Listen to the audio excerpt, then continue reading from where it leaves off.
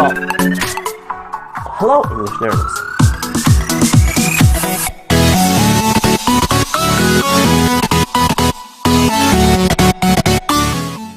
Hello, this is a lesson where I will be speaking and explaining one of the most important tenses in English, which is the present simple tense.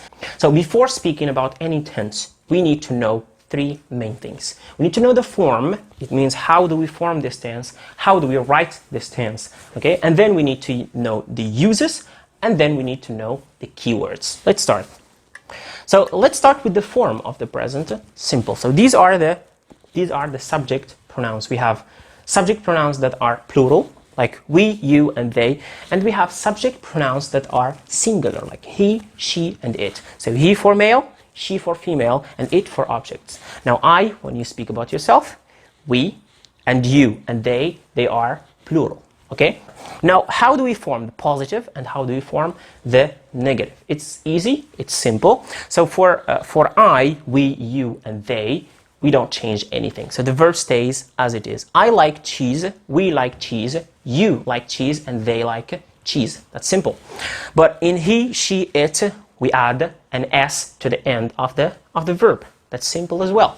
Now, if you want to make the negative, then you have to add don't or doesn't. Don't in the case of the plural, and doesn't in the case of the singular. And the verb stays without any change, okay? I don't like, he, she, it, doesn't like, not doesn't, likes, okay? Pay attention here, don't add S, all right? Moving on. Now, question and short answer. Question and short answer. Now, how do we make the question? Is that you make do, the auxiliary verb, or does at the beginning of the sentence. All right, do I like cheese? Do you like cheese? Do we like cheese? And do they like cheese? Okay, does he, does she, or does it like cheese? So you either add do or does at the beginning of the sentence, and then the subject pronoun, and then the verb, or the basic form of the verb with no change. Okay, so now this is the question, these are the answers. So the answers, now how do we answer the question? For example, do you like cheese? Yes, I do.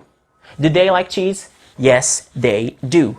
Does he like cheese? Does he like cheese? Yes, he does, or no, he doesn't. Okay, so we have two possible answers, positive answer and negative. Positive with do or does, and negative with don't or doesn't. Okay, so moving on again. Now, present simple uses. Now here, we're gonna look at when should we use the present simple, and what are the cases where present simple is possible answer. Now, the first use is the use of the habit. We use the present simple when we talk about a habit. Now, what is a habit? To talk about things we do all the time. Things that you do today and you repeat tomorrow and you do after tomorrow. So things that are repeating. All right, example.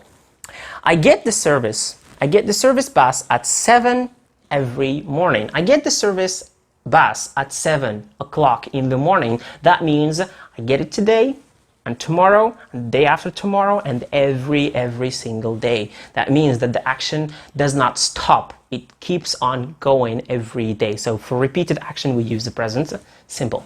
All right, again, Ali brushes his teeth before he goes to bed. Now this means that Ali does not stop brushing his teeth. He brushes them every day before going to bed.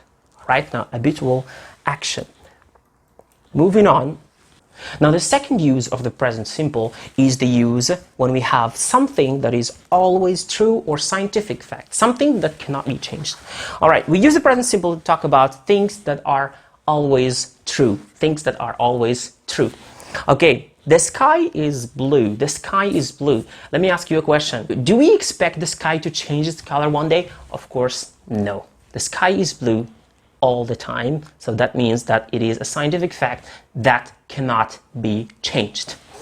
All right, the earth goes round the sun. The earth goes round the sun. Now this action of going around the sun will not stop one day. It is going and going and going forever. All right, now the second one, I am a student. I am a student, it means I will be a student tomorrow, and I am a student all the time.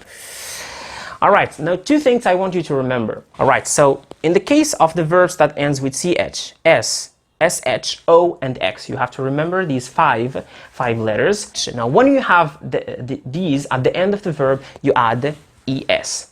Example: watch, watches; guess, guesses; finish, finishes. Now, here you don't add s, but you add es. The second case is when you have a verb that ends with a consonant.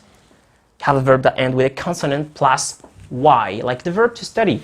Now, when you have this, you have to omit the y or to remove the y and then add ies.